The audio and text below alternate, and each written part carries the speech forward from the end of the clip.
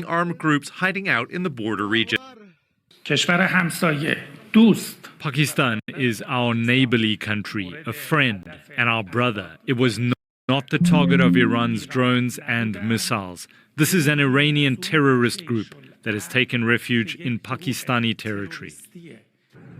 Pakistan's response came within 24 hours, an attack on Iranian territory. Pakistan's foreign ministry said it was also striking armed groups along the border. This morning, Pakistan undertook a series of highly coordinated and specifically targeted precision military strikes against terrorist hideouts in Sistan-o-Baluchistan province of Iran. A number of terrorists were killed. The Balochistan region spans both countries. Some armed groups there are fighting to gain independent homelands. Others are demanding better treatment for Sunnis in Iran. Attacks have been in both countries. And Iran and Pakistan have exchanged accusations in the past that not enough is being done to fight armed groups in the borderlands. Iran and Pakistan both said they respect each other's sovereignty, but justified the strikes on grounds of national security. Although relations between the two states appear reasonably cordial, the attacks have raised tensions. Pakistan's caretaker prime minister and Iran's foreign minister met at the annual World Economic Forum in Davos, Switzerland, just hours before the first strike. And their countries' navies have been carrying out joint drills near the Strait of Hormuz. Regional powers, including China, are calling for calm. Now that both sides have launched strikes, some hope that this may be possible. But there are also fears of further escalation. Fintan Monaghan, Al Jazeera for Inside Story. We have a panel of Balochistan. In Pakistan's capital, Islamabad, Maliha Lodi is a veteran diplomat and columnist for The Dawn newspaper and website. And joining us from Mashhad in northeastern Iran is Mohammad Mirandi, professor of the University of Tehran. A very warm welcome to the program. Mr. Rashid, I'll start with you in Lahore. Are the two sides even now that Pakistan has retaliated, or does the Pakistani strike raise the risk of escalation? Well, the problem is that, yes, there is an international dimension to this conflict, which you've just raised. But what is being ignored very much by the media and by other experts is the local paradigm, which is much more complicated. For example, it's the fact that each state, Iran and Pakistan, have been bombing their own citizens. They've been bombing them in their respective countries, but they've been bombing them themselves. Both countries, Iran and Pakistan, have faced terrorist threats from within the Baloch community, and they have failed to deal with them, and they have failed to win a victory against these extremists and terrorists.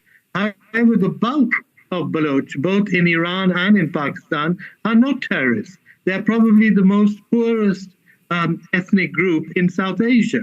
They've been deprived of education, of development, of almost everything. And much of their protest is aimed at trying to get attention to the fact that they are being deprived. Right now in Islamabad, there's a massive demonstration of Baloch women who have done a sit-down in a bid to garner attention to the fact that their husbands, their male relatives have been missing for many years. So these kinds of things, as long as they go on, in Iran, it's the same situation. All right. Let me put that to Mahila Lodi in Islamabad. By carrying out these retaliatory strikes, I suppose, by Pakistan, is Pakistan attacking groups that are fighting for greater autonomy or even independence from Pakistan? Is it attacking its own people, as Mr. Rashid is saying? I think we need to keep the focus on what's happened between Iran and Pakistan. We need to first acknowledge that Iran fired the first shot, as it were, and created a situation to which Pakistan was compelled to respond. For many years, in fact, militant groups have had sanctuaries on both sides of the border. At least that's been the accusation of one country against the other. And I think the surprise element was that when Iran conducted this strike on Pakistani territory, there was in fact a high-level Iranian delegation in Islamabad. And Pakistan and Iran were also holding joint military exercises. So several channels of communication were open between Islamabad and Tehran to address this issue, which of course remains unresolved and needs to be addressed. As I said, there are militant groups. Pakistan accuses Iran of providing sanctuary to militant groups on its side of the border, and Iran also accuses Pakistan of providing a haven for, or at least these militant groups are to be found on the Pakistani side of the border, according to Iran. So I think this unresolved issue is really at the heart of what has happened. But what has happened has happened. Pakistan took a proportionate response to what Iran had done. And I think now we're looking at a pause. I don't think it's in the interest of either country to further escalate the situation or to inflame the situation. So we have to wait and see how and when de-escalation begins to take place, because I don't think we are going to see any further escalation in this situation. Mr. Marandi, what do you say to that? And what Ms. Lodi is saying is that there were many open channels of communication between Iran and Pakistan, and yet Iran chose to carry out the strike on Pakistani soil, despite calling Pakistan a friendly and a brotherly country. Why did it do that? Well, there are two or three things here. First, going back to what Ahmed said, he is correct. This area in Pakistan and Iran is more backward than other parts of these two countries. One reason is the American sanctions, by the way, because Iran and Pakistan were planning to have a major gas pipeline, and the Americans blocked it. And so a lot of things that can be done between the two countries aren't being done, and that makes this area a dead end. The second is that this attack that took place from the Iranian side, it comes within a context. The Israelis, ever since the genocide began in Gaza and the war began, they've been mobilizing to retaliate against Iran because Iran supports Hamas. Iran helps them. That's why they're able to build tunnels and they have defense capabilities. Iran supports Yemen. It supports Hezbollah. We all know that.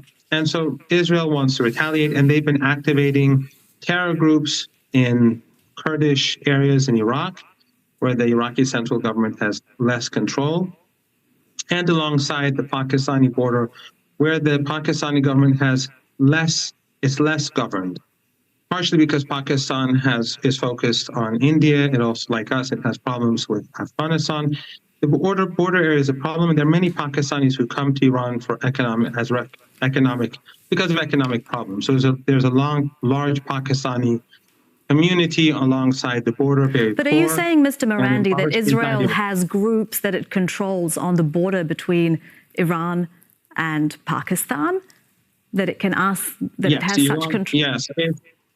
Yes, Israel does fund elements of ISIS.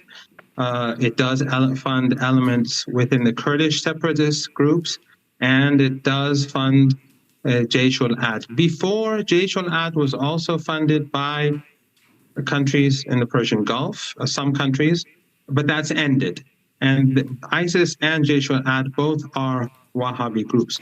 That funding is ended.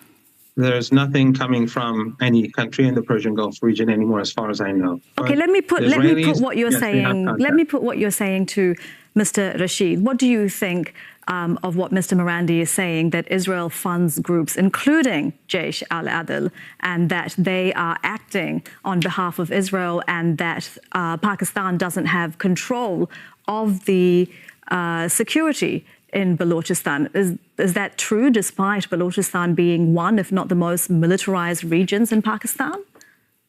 Well, certainly Balochistan has become extremely militarized because within the Baloch community, there are extremists and terrorists who the state is trying to wipe out. Now, the problem is that what you need at the moment are both governments, Iran and Pakistan, need to attempt some kind of peace and reconciliation with their own population. And we are not seeing that at all. For many years, we haven't seen that. The insurgency in Pakistan has been going on for nearly 50 years. In Iran, it's something similar. Bringing this to an end it cannot be left to the Israelis or the Americans or anyone else. It has to be the local governments have to empower their own people and encourage development and other such things, so that the young people do not head towards the militant road. And Ms. Lodi, Mr. Marandi is saying that one of the reasons that Balochistan is so underdeveloped is because of American sanctions.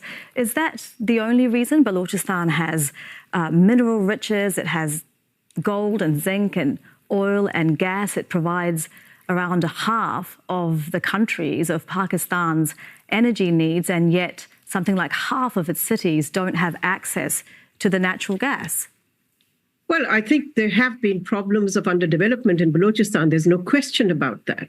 But the Pakistani federal government has been trying in recent years to address that issue. But what has not helped is, of course, Pakistan's grave economic crisis, which has left the country cash-strapped.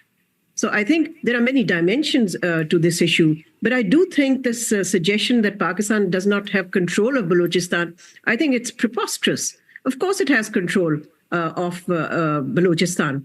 But what it is struggling against are the activities of certain terrorist groups. And that's not unusual. Along this border with Iran, as I said, both countries have had complaints. They've made complaints to each other about the presence of militant groups on either side of the border. And I think that is what Pakistan has been trying to respond to. But if we look at the current situation, I think there is a need, as I said before, for de-escalation between Pakistan and Iran. After all, as I said before, these two countries had been improving relations in recent years. In fact, after the Saudi-Iranian rapprochement, which, as you know, was mediated by China, there was a real spurt in activity, diplomatic activity between Tehran and Islamabad. And we'd seen, in fact, an intensification of efforts to improve trade relations between the two countries. Now, all of that now is going to take a backseat until the two countries are able to re-engage. Remember one thing, the two countries have not suspended diplomatic relations. They've recalled their ambassadors from each other's capital. Actually, Pakistan was the one that did that first. But diplomatic relations have not been suspended. And therefore, there is room, I think, for this diplomatic space. There's room for the two countries to re-engage once tempers come down, once the temperature comes down. And I think that's what needs to be done. For Pakistan, it's crucial. The relationship with Iran for Pakistan has been a strategic compulsion for an obvious reason, because Pakistan has troubled borders with India as well as with Afghanistan. And therefore, to have a normal, stable relationship with Iran has been of utmost importance for Pakistan, and it remains so. So what I think is really perplexing, and it defies all logic, is why Iran chose at this point in time to carry out these strikes, not just against my country, but also against Syria and in Iraq. And at a time when Iran had managed to come out of its diplomatic isolation, it seems to have been, walking back into this isolation in the region. Well, let's